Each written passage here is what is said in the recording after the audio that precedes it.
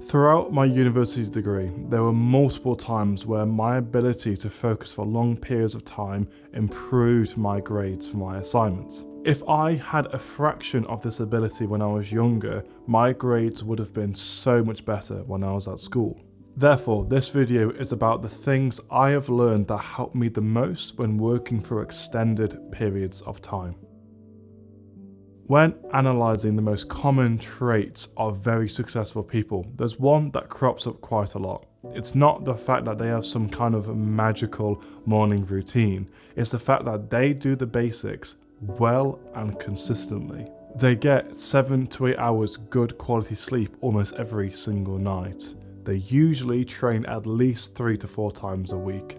They will usually get all of their micro and macronutrients and get a healthy range of calories. These things might seem very obvious, but a lot of people are not achieving one of these things, never mind all 3 of them. And if you don't do any of these, then your ability to focus will suffer. In the best-selling book Atomic Habits by James Clear, he explains that successful people aren't necessarily born with more willpower, it's just they're smarter with how they expend their willpower, and making sure you do the foundational pillars towards having a healthy life will improve how much effort you can expend or how much willpower you can expend on the things that matter to you. And one of the ways to reduce your willpower and the amount of effort you can expend is to stay up until 3 in the morning on your phone when you're meant to get up early for work or for school.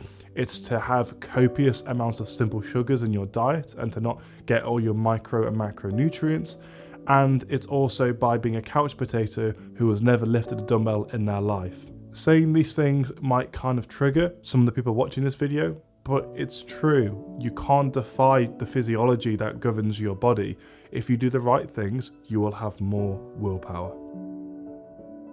Whether this is a cup of tea or coffee, most people know that caffeine is one of the best and well-known supplements to improve cognitive performance. However, you can always have too much of a good thing, and in this case, caffeine addiction can happen. It's hard to give recommendations for how much caffeine to take because there's so many factors that will influence how caffeine affects you, from your age, your weight, and your genetic profile, etc., etc. However, assuming you're within national recommended guidelines, my advice is to take as little caffeine as you need to enable you to work.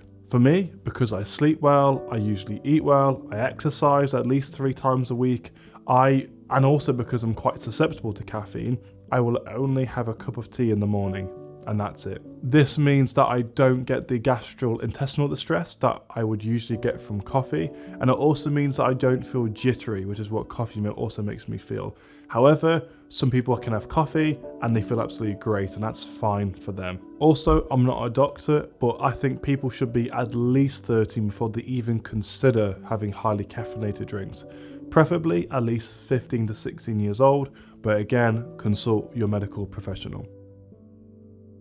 One of the best tips that I've learned from the Huberman Lab podcast is the knowledge of Ultradian cycles, where you work for approximately 90 minutes, approximately at the same time of day. It might take a while to work up to 90 minutes for some of you, but even the most motivated individuals will start to experience mental decline in performance from around 75 to 90 minutes onwards. So aiming to have 1, 2, 3, or even 4 if you can manage it, good 90-minute sessions of intense work is really good for compounding the amount of good quality work and results you can get over time. I appreciate that people might work 9 to 5, or they might say they might do 7, 8 or more hours of revision every single day, but unless they're, an uncommon breed, it's unlikely that every single minute of that session will be intense focus work. They'll probably be staring at their screen,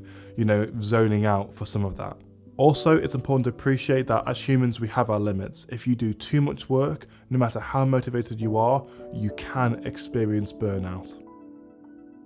So what do you do between these 90-minute cycles? How long should you wait until the next one? From my experience, the best things to do are activities that somewhat calm the mind. They're repetitive and therapeutic, even if they're physical. So this is stuff like meditation, doing the laundry, washing the dishes, or one of my favourites, just going on a walk and getting some fresh air. It's activities that don't require much mental computation, where you can just kind of zone out and get on with it. When I do these kind of activities, instead of just scrolling Instagram on my phone, I find that by the time I sit down again for the next cycle of 90 minutes intense work, I find that I'm more mentally refreshed. I think there's two approaches here. The first approach is that you can follow what the scientific literature says and you do not listen to any kind of music because apparently it gets in the way of important processes that are related to work. However, the second approach is the more realistic approach, where you want to make the work that you do as enjoyable as possible. Some people can work without listening to music, but others struggle. Therefore, if you're someone like me that likes to enjoy listening to music while working, my advice would be to find a sweet spot between enjoying what you're doing but also focusing. So therefore, listening to music that is enjoyable to listen to, not too intense, and especially non-lyrical music. I find that's a perfect balance. And you never know, you might get to the point where you are enjoying what you're working on so much that you don't have to listen to music.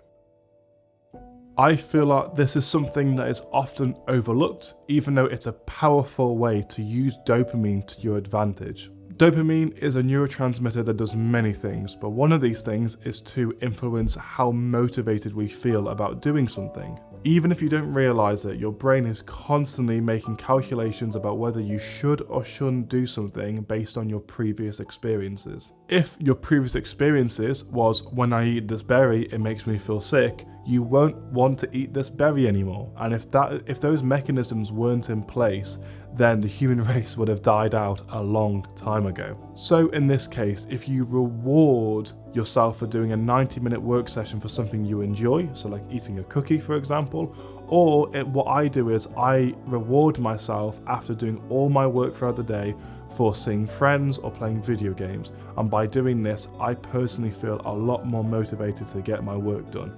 If you enjoyed this video, then you might enjoy the video I did here, where I talk about how I use Notion as a second brain to remember everything that I read. Hope you enjoyed the video, and I'll see you there. Adios, amigos.